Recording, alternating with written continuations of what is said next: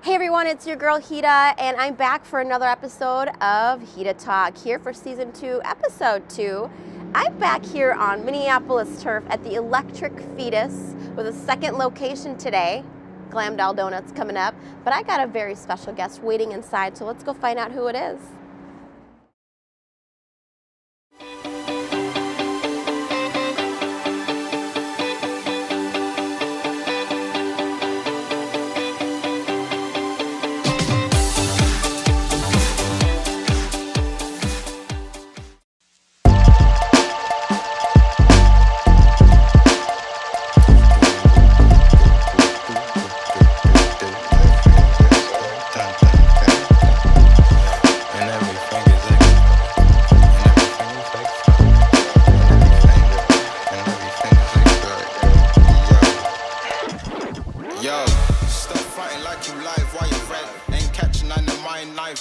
Apex is 619, high flyer, old school like mixtapes up for the line wires. Lyrics hit you like 9 choirs. Welcome back, guys. It's your girl Hita, and I am here for Episode 2 of Season 2, and I got a super special, kind of a famous deal around the Twin Cities guest. He's a physical media nerd. He writes reviews. He practically lives in taco shops and, well, record stores, and he does a ton of stuff. And you guys are going to hear all the best things about my friend Ali, aka Egypto Knuckles. What up? What up? What up? Clack, clack, clack. Clack, clack, clack. Breh, breh, breh. I'm never going to pretend to be as cool as you. Swag. Can we get like a record count of how many times we say sway? Maybe. Or turd? Why not? Put the counter right there in the corner. It'd be good. But that'd be fun to hang out at, the Electric Fetus here right here in the Twin Cities. That's what we do, represent. Swag. Let's rewind a little bit and just get to know you for a quick second. Right. Why are you doing the stuff that you're doing, and how did you even get your start? So my parents immigrated here from Egypt in the mid-'70s, and I've been in the country for over 40 years. And so when I was coming up as a youth, I was always addicted to radio. I was always addicted to listening to the radio and specifically listening to music. As time went on, I started to realize that there wasn't enough of people like me on the radio. Okay. And what I mean by that is definitely Arab Americans, Muslims, South Asian, Middle Eastern representation on the radio. So in a few years, we'll actually hear you dominating your own radio show. Well, you've done some radio. I have. I hosted the Beatbox from 1999 to 2006 at Radio K, and won City Pages Awards for Best Hip-Hop Radio Program in the Twin Cities. When did you get into producing and all that? When I started in college. When I started doing the radio show, I started learning production at an early age, so I was already 19.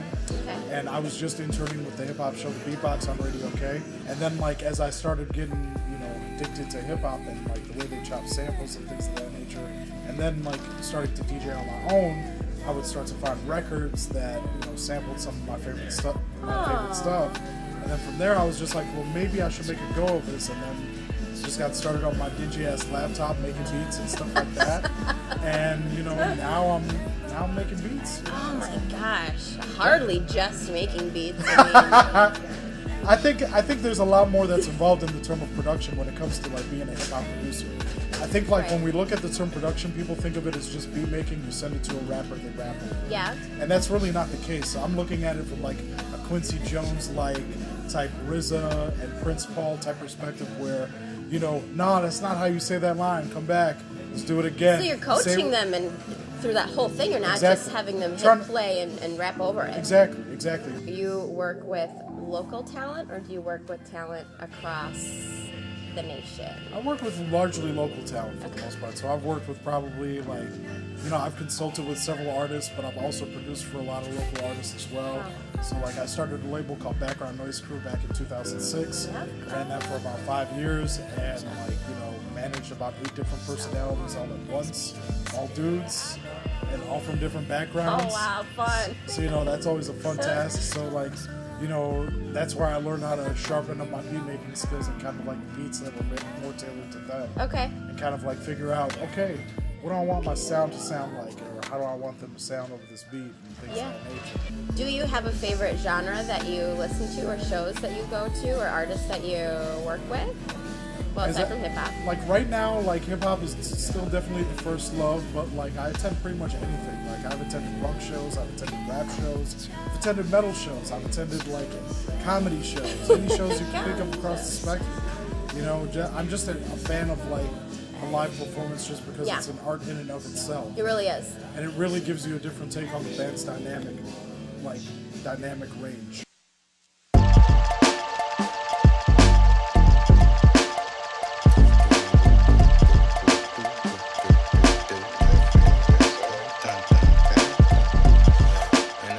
So Egypto Knuckles is not going anywhere. You were actually in hiatus for a little bit, and you came back out to DJ. Yeah, I did. I recently came back out of retirement to DJ. I like it. So I've been doing some events here and there around the city. So tell me more about what people can expect of you. Me and Anna Lyrical are putting out a project called the Heartbeat EP.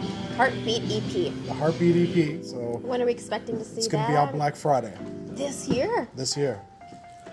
How timely, folks. Exactly. Other than that, I should be, if you just check out my social media feed, I go by Egypto Knuckles across all social platforms.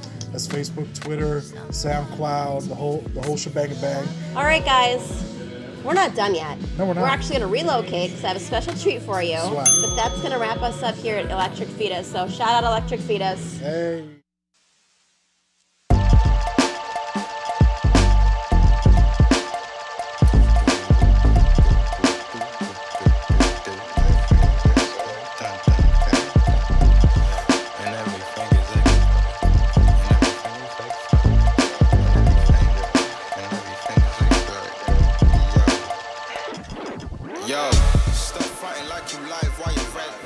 So now we're here. Yes. At the magical Glamdal Donuts. How do we get here? Because we can teleport. Damn. So shout out to Teresa and Arwen. Swag. I'm going to test your knowledge. Damn.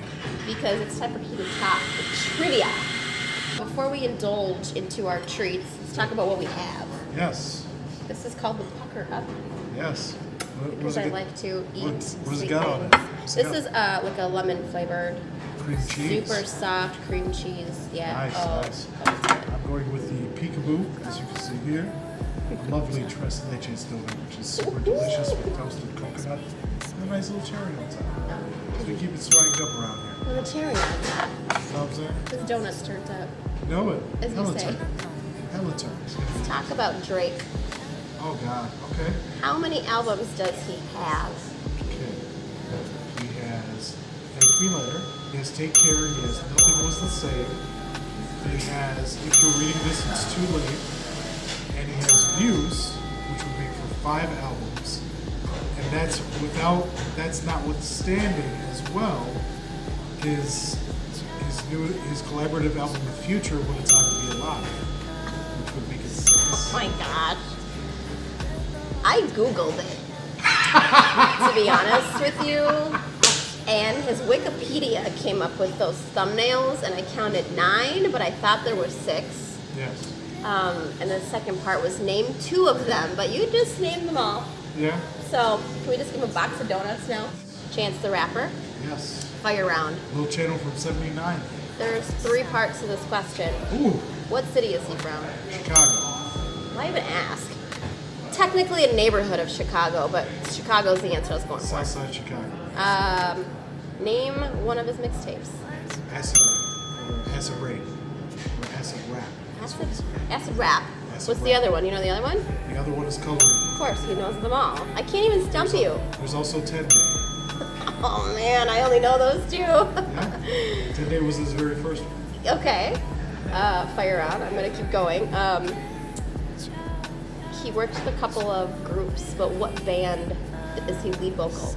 Johnny Trumpet and the Social Experiment. I'm leaving. I can't even give you any. I don't even know what else to ask you. You may or may not get this one. Okay. You're a taco aficionado. How big is the world's largest taco? Yeah. According to the Guinness Book of World Records, created in Mexico. I'll give you 3 options. Is it 17.7 feet, Ooh. 22.2 feet, or 35.9 feet? Now this is a flour tortilla taco. Usually the even numbers are the wrong answer, so I'm going to avoid the wrong answer. 22.2 feet. Okay. So I'm gonna get. So I've got between set. So that leaves me with a pretty big range. 17.7 or 35.9.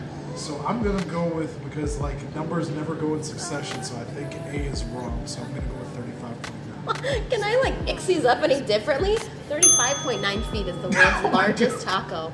Could you imagine if we like sat down and That's ate a that street right now? taco I need to have ASAP. I appreciate you being here. Thank you. And Thank you for having would you me. like to cheers our donuts? Absolutely. Cheers to you. Cheers to your success. Cheers to Glam Doll for having us. Turn up. Turned up. I'm gonna take a bite.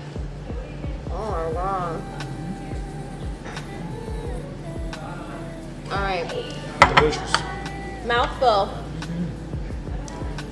Follow him on social media. He goes by Egypto Knuckles on everything. Yes, sir. Follow HitaTalk on YouTube.